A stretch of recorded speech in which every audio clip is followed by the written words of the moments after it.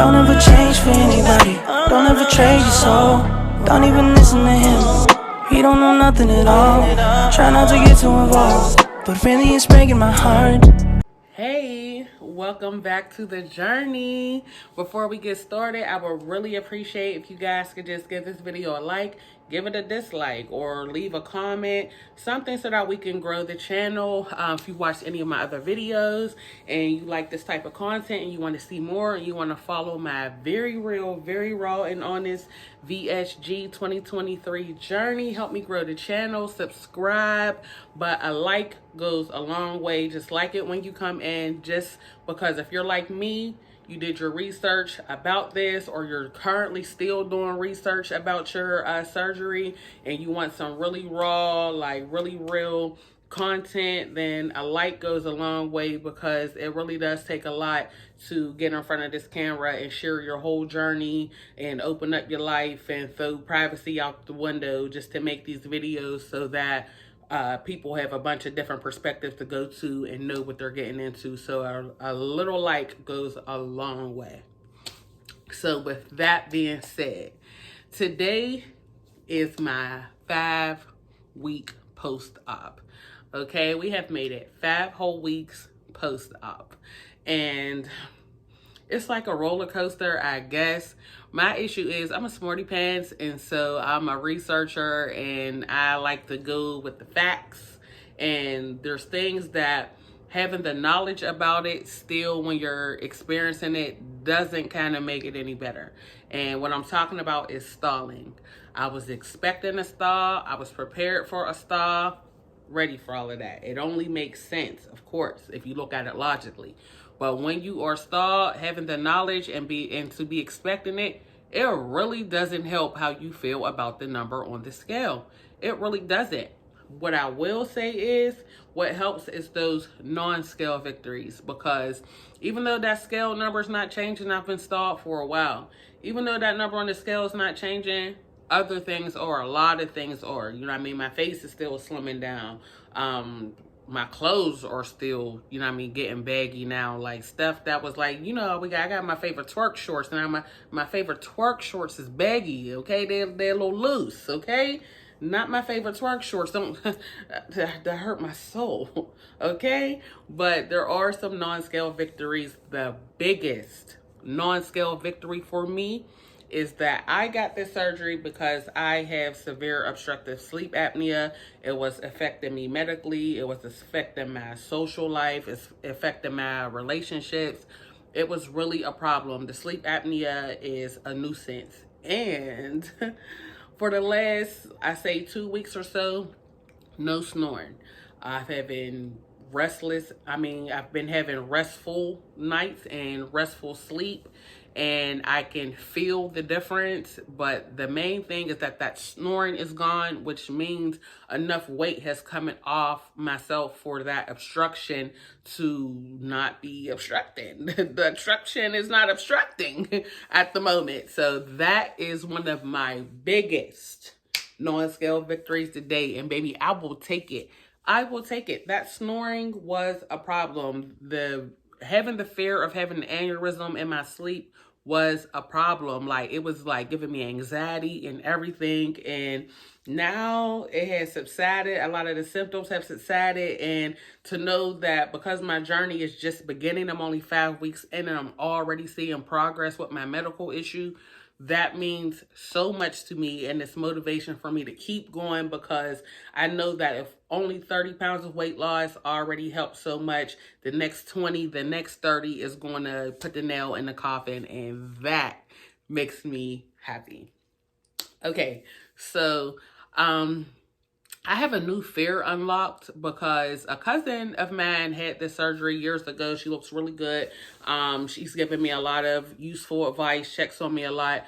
But the other day when I was telling her about my stall, because my starting weight was 264 and my current weight is 234. So I've lost 30 pounds even since the start of my journey.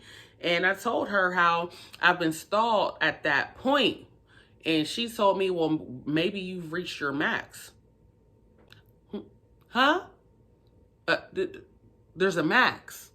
See, I wasn't told anything about a max. I didn't know nothing about a max. What you mean a max? A max, and then I already maxed out at 5 weeks. I'll max out at 5 weeks. I'm not going off my diet. My restriction is very much restricting. I mainly only eat only once a day. What you mean by max? A max? Who said something about a max? A max, huh? Max who? Max what? I know you're not telling me that I went through all of this and the pain and the suffering and all the things I did about a 30 pounds. I know that's not what you're telling me. Now, I haven't even researched it or looked into it or spoken to my bariatric team about it. I do have a 6-week checkup coming up May 2nd, and that's when I plan on asking about it. But truth be told, it's in the back of my head and it's bothering me. But the other half of me is like, ain't no fucking way. Ain't no way that I'm at my max already at 5 weeks and only 30 pounds down. I'm not trying to hear it. Ain't no way. Ain't no fucking way.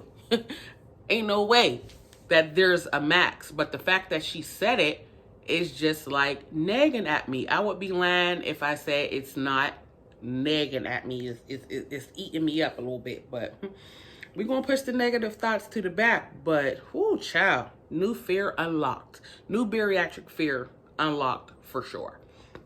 So, as I said, I've lost 30 pounds even. I'm stalled here. I've been stalled here, but that's because if you looked at my other video, I talked about how my muscle repair was still sore, very much hurting. I started to do other activities and it pulled at it and it made it worse. And so I had to stop for a while. So I have a stationary bike and I have a treadmill and I bought that weighted hula hoop. I said I was going to buy that hula hoop. I bought that hula hoop. I love that hula hoop. I'm gonna make a video about my hula hoop because I like it. But now I know that since I can go back to being active, that's going to break my stall. Nothing else is going to break that stall. It doesn't matter if I don't eat. It doesn't matter whatever, because once I do start to eat, that's just going to cause another stall. It may cause another pound or two of weight gain, whatever. The only way I know for sure that I could break this stall is by being more active. I do own my companies, and so I work from home. I don't work outside the home. I'm an Instacart girl. I am a DoorDash girl. I just gotten so lazy. Like, everything can come to my doorstep. Like, I don't even have to go to the grocery store if I don't want to. Things like that.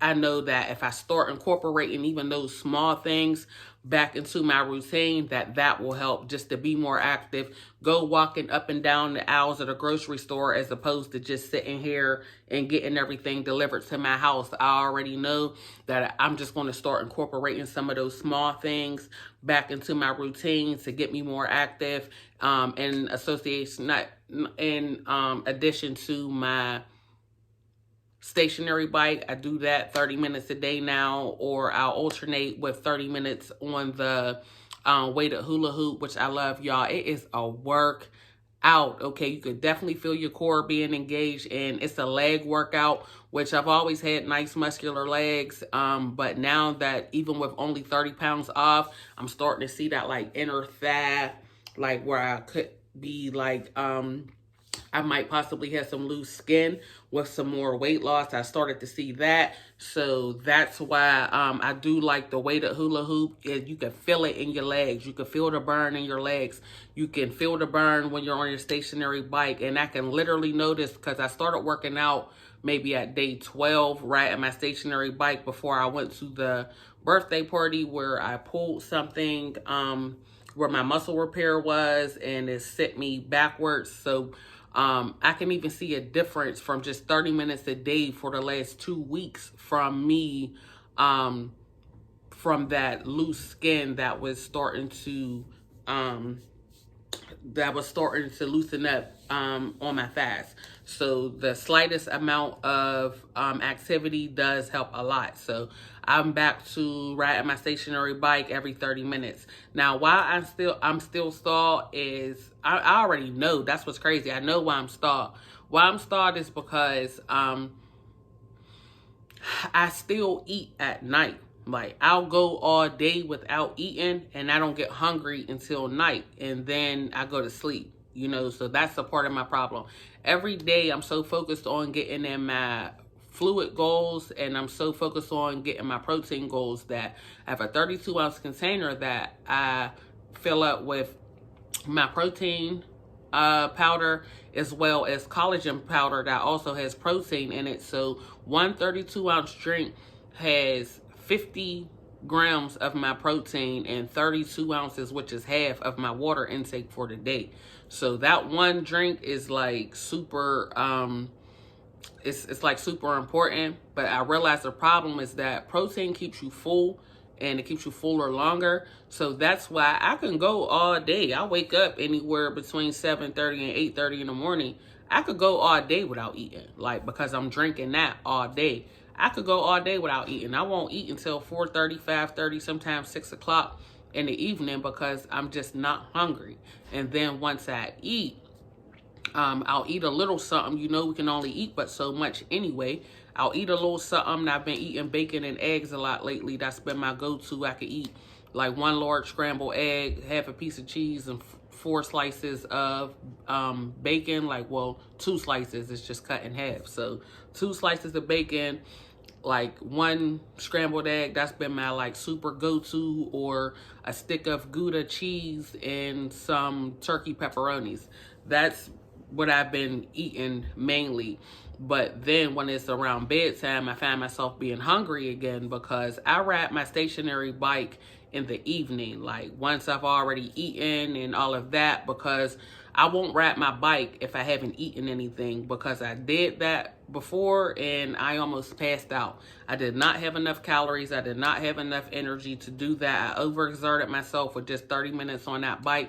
I got off that bike. I was lightheaded. I had to lay down. I had to lay down for a long time. So I ride my bike at night. But then I had to realize that I eat and then I ride my bike. So now I'm working those calories right off, and that's why I'm hungry again before I go to sleep. So then I'll eat something and I lay down and go to sleep. And we all know that's the worst thing that you could do, is lay down and go to sleep right after you eat. So as of today, I started to, that shake I have in the morning, I'm going to break it in half. I had half this morning. I made myself eat some breakfast. I had protein Gatorade Zero with another 10 grams of protein in it and 16 ounces of water as well. And then I made myself eat some lunch. And before I go to bed, I will finish the other 16 ounces of my protein shake and hope that keeps me satiated and keeps me from eating before I go to sleep, which I'm pretty sure that's going to work. I don't know why I didn't think about it before. I was just so gung-ho about making sure I drank that first 32 ounces that had half of my fluid goals for the day and basically the majority of my protein for the day. So me breaking it up, I feel like it's going to help me a lot, and I feel like that's going to help break my stall as well, and it won't leave me so lightheaded and tired after I ride my stationary bike. So I'll do another checkup after my 6-week checkup and let you guys know if that worked, because honestly,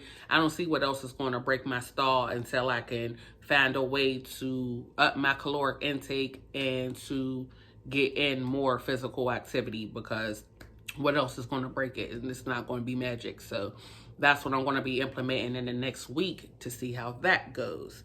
So that's where I'm at right now. I am going to insert a before and after. We are at 5 weeks. We're past 30 days. So I feel like it's a good time to do a before and after. I took a little video of how everything was looking the day before surgery. Literally the day before surgery, I took a video of myself, and I'm going to insert that.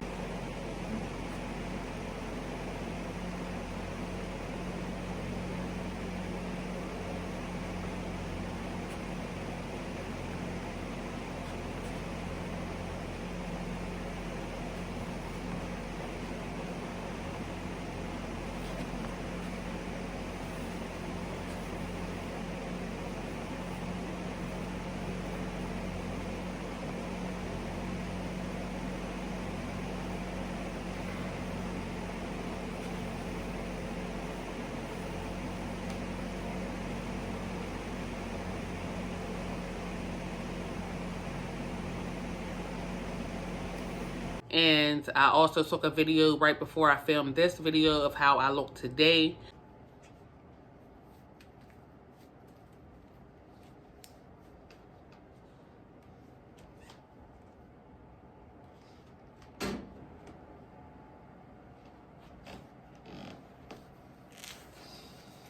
These are my silicone score sheets I talked about in another one of my videos. They keep my incisions smooth. They're lightening up. My scores look really, really good. I'll do another video with a score reveal as well. So, show you guys what the weight loss is giving. Still got a long way to go because I know y'all see it on back rolls. But we have a little ways to go, but this is where we are at right now. I don't see much of a difference, but that's because I'm looking at myself. The only difference I can really see is that my face slimmed down, and I like slimmed down around here. My Cuban was a little chokier, and it's definitely looser and looking longer now. So little stuff like that. There's, you know what I mean, non-scale victories and non-scale things that I see happening. So that's where I'm at right now, and I think that's about it. You know, everything else is pretty much the same. I just know I need to incorporate some more physical activity. I need to work on getting in some more calories because I can't do one without the other, so I'm going to do that, and that's where I am at right now.